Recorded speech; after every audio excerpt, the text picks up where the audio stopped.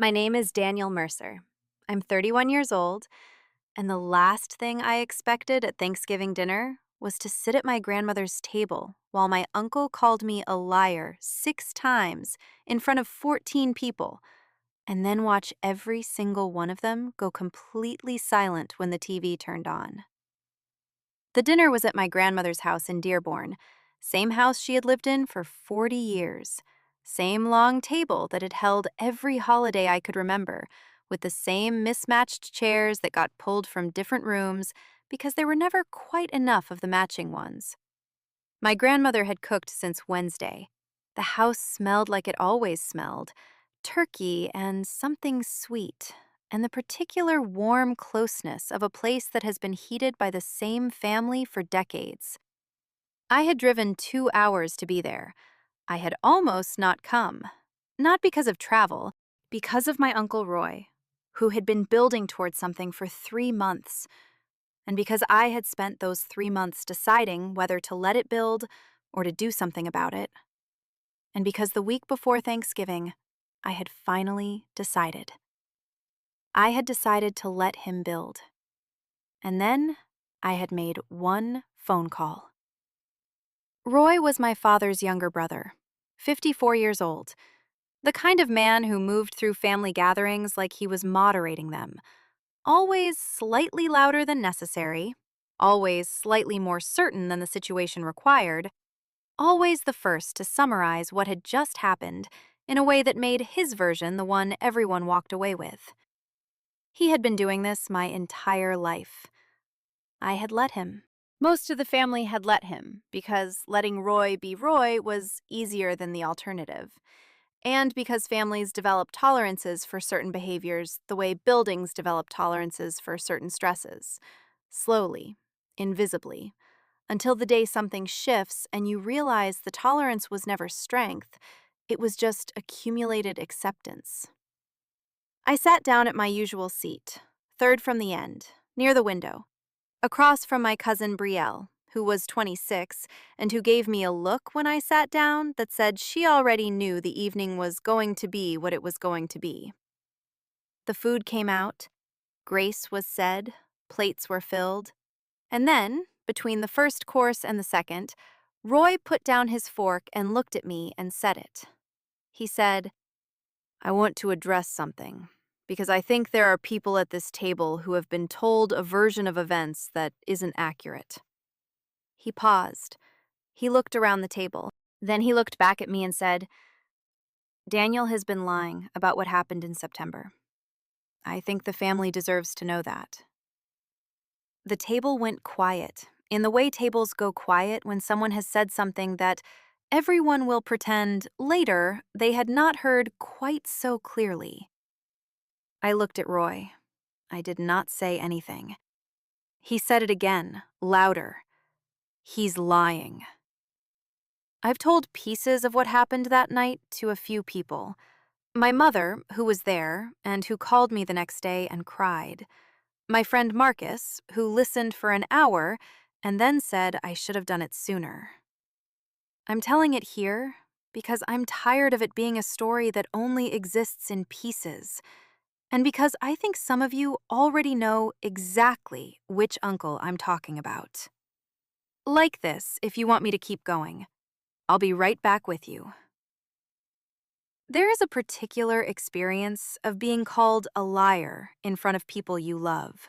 It is not like being called a liar by a stranger, which slides off because the stranger does not know you and therefore their assessment carries no weight. It is not like being called a liar in private, which is painful but contained. Being called a liar at a dinner table full of family is something else. It is the experience of watching people you have known your entire life perform the small, almost involuntary recalibration that happens when an accusation is made in public. The slight pause before anyone speaks, the careful rearrangement of facial expressions, the moment where everyone is deciding whether they believe the accuser or the accused before either one has said anything beyond the accusation itself. Roy had been the accuser in this family for a long time. He had practice. He said it a third time while I was thinking that. He's lying. I picked up my water glass. I took a sip. Across the table, Brielle was looking at the centerpiece. What happened in September was this. Roy had borrowed money from my grandmother. Not for the first time. Roy had a long and varied history of borrowing money from family members in amounts that were always described as temporary and returned in amounts that were always described as what he could manage right now. In September, he had borrowed $4,000 from my grandmother, who was 78 years old and on a fixed income, and who had said yes because she always said yes to Roy, and because she did not want conflict, and because she had spent 50 years finding it easier to give Roy what he asked for than to deal with what happened when she didn't. I had found out because my grandmother had mentioned it while we were on the phone, in the careful, slightly sideways way she mentioned things she felt guilty about, and I had asked her directly if she was okay financially, and she had told me the truth. I had then made the mistake, if it was a mistake, I'm still not sure, of mentioning it to my mother. My mother had mentioned it to my aunt. My aunt had said something to Roy, and Roy had arrived at Thanksgiving with the story already prepared. Daniel had been spreading lies about him to the family, had fabricated or exaggerated a situation to make Roy look bad, and was doing so out of some long-standing personal animosity that Roy was happy to discuss if anyone wanted to hear his side. This was not the first time Roy had done this. When I was 19, he had told my grandmother I had scratched his car in the driveway and refused to admit it. I had not been at the house the day the scratch happened. I had been at school, 300 miles away, which I had proven with a receipt from a gas station dated that morning and a photo on my phone from a campus event that afternoon. Roy had said the evidence was convenient. When I was 24, he had told my Uncle Frank that I had said something disrespectful about Frank's wife at a family gathering. I had not said it. 3 people who had been standing near me confirmed I had not said it. Roy had said memories were subjective. This was the pattern. Roy said something. The family paused. Someone checked. The checking showed Roy was wrong. Roy said the checking was flawed or motivated or beside the point. The family moved on. The accusation left a residue that the correction never fully cleaned. I had let this happen twice. I had decided 3 months ago that I was not going to let it happen a third time. I need to stop here. What I'm telling you is true. I've changed a few names. Roy is not his real name, though I suspect anyone in my family watching this will know exactly who I'm describing. I sometimes use AI to help me hold the order of events straight when I'm telling something that happened over months in the space of a few minutes. None of that changes the table. None of it changes what Roy said or what the TV showed. If you have ever been the person in your family who gets called a liar by the same person repeatedly, because that person has learned that accusation is easier than honesty, stay with me. The camera doesn't have a memory problem. I want to say something about why the family believed Roy, not to excuse them, to understand it, which is different. Roy was confident. Roy was loud. Roy was the kind of person who delivered accusations with the energy of someone reporting facts, which created, in the listener, the instinct to treat them as facts before examining them. He had also been doing this long enough that the family had developed a kind of fatigue around it. Not belief exactly, but a learned tendency to defer to Roy's version of events because disagreeing with Roy required energy that most people at that table had decided, over years, was not worth spending. My grandmother did not say anything when Roy said I was lying. She looked at her plate. That was the thing that cost me the most, sitting there. Not Roy. My grandmother, who knew what had actually happened, looking at her plate. I understood why. She was 78. She did not want a scene at her own Thanksgiving table. She had spent her whole life managing Roy by not managing him, and she was tired. And she had decided a long time ago that peace, even false peace, was worth a certain amount of truth. I understood it.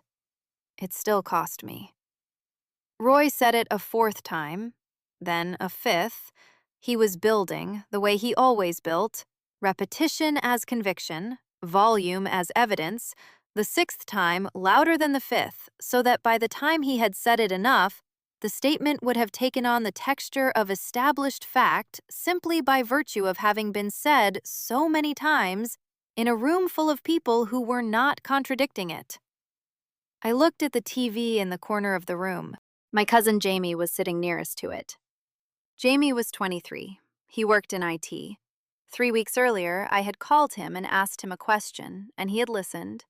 And then he had driven to my grandmother's house on a Saturday and spent 2 hours doing something quiet and technical that my grandmother had agreed to and that Roy did not know about. Jamie was looking at his phone. He was not looking at his phone because he was distracted. He was looking at his phone because that was where the interface was. Roy said it a sixth time. I nodded once at Jamie. The TV came on without preamble. No one had touched the remote on the table. No one had stood up. One moment the screen was dark, and the next moment it was not, and the footage was already playing by the time the room had registered that something had changed. It was security camera footage. Interior, my grandmother's house. The kitchen, specifically. The camera mounted in the upper corner that my grandmother had installed 2 years ago after a neighbor's house had been broken into. The camera that Roy had never asked about, and that Jamie had 3 weeks earlier reconfigured to store 30 days of footage to a cloud account accessible from a phone. The timestamp in the corner read, September 14th, 2:17 p.m. The image was clear. My grandmother's kitchen in the afternoon light, the table where she ate her meals, the counter where she kept the ceramic jar she used for grocery money, which she had, as she had told me on the phone, in the sideways way, supplemented with money from her savings account that month. Roy walked into the frame. He was wearing the gray jacket he wore to most family things. He sat down across from my grandmother. They talked. There was no audio on the footage, but the conversation was visible. My grandmother's posture, slightly resigned, the way she held herself when she was agreeing to something she was not certain about. Roy leaning forward, his hands moving the way they moved when he was being persuasive. Then my grandmother stood up. She went to the counter, she opened a drawer, she counted out bills. She handed them to Roy. Roy folded them and put them in his jacket pocket. He did not write anything down. He did not give her anything in return. He stood up, said something, one sentence, maybe two, and left the frame. The footage kept running for another few seconds. My grandmother stood at the counter with her hands flat on the surface, looking at the place where Roy had been sitting. Then Jamie paused it. The room was silent. Not the polite silence of before. The other kind. The kind that happens when 14 people have just seen something that rearranges simultaneously everything they thought they understood about a situation. Roy was looking at the TV. Then he looked at me. I looked back. I did not say anything for a moment. Then I said the only thing I had been planning to say since September. I said, "The timestamp is September 14th. I found out on the 17th. I wasn't there." Roy opened his mouth. He closed it. He looked at the TV again, as if the footage might have changed in the 3 seconds since he looked away. It had not. My Aunt Linda, who was sitting to Roy's left, put her fork down very carefully on the edge of her plate.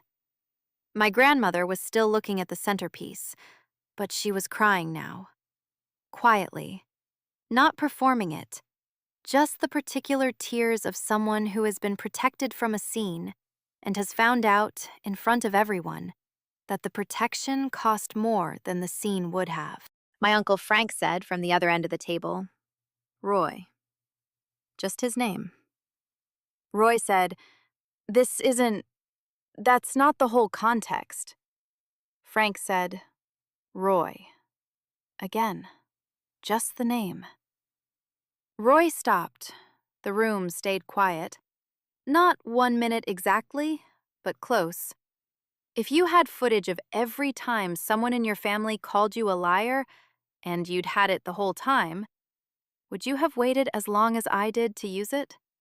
Tell me in the comments. I read every one. Roy did not apologize at the table. I had not expected him to.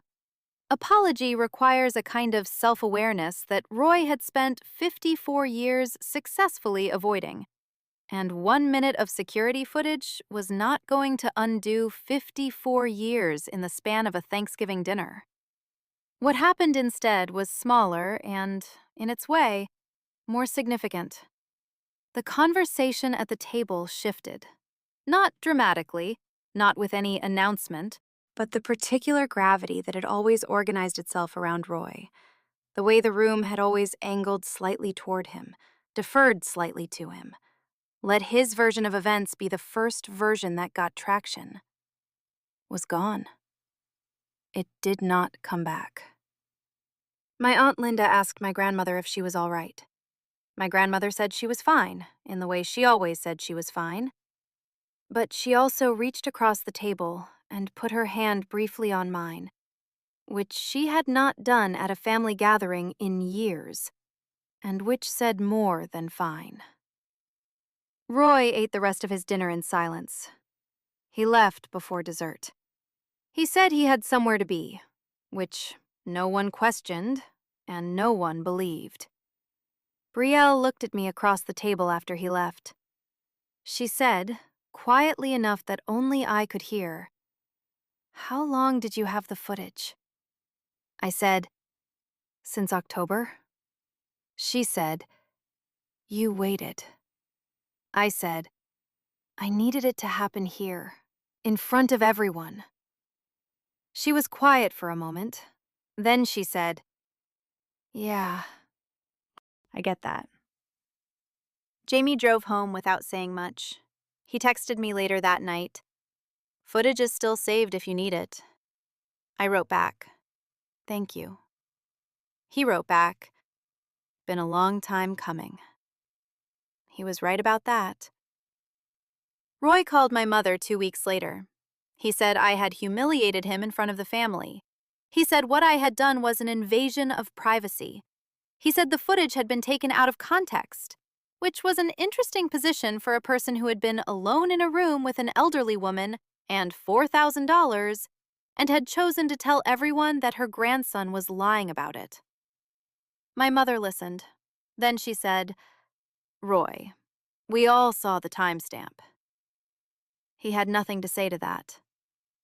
3 months have passed since Thanksgiving. My grandmother and I talk more now. Not about Roy specifically, just more. She calls on Tuesdays sometimes, in the afternoon, for no particular reason except to talk. She told me last month about a trip she had taken with my grandfather 40 years ago that I had never heard about. She told me the name of a song she had loved when she was young that I looked up afterward and listened to while I was driving. Small things. The kind of things that had always been there, but that had been, somehow, harder to get to before. I don't know what happens with Roy long term. I know that he has not borrowed money from my grandmother since September. I know that when his name comes up in family conversations now, it lands differently than it used to. And I know that the next time someone at a family table says he's lying about me, and there may not be a next time, but if there is, the room will remember what happened when they believed him last. That is not nothing. That is, in fact, exactly enough. Thank you for staying with me through this one. If you have ever been the person in your family who gets called a liar by the same person repeatedly, and watched the room believe it before you could say a word? I hope you remember this. The truth does not need you to defend it loudly. It just needs the right room, the right moment, and someone who remembered to press record. Subscribe if you want to stay with stories like this. Leave a comment if any part of this felt familiar.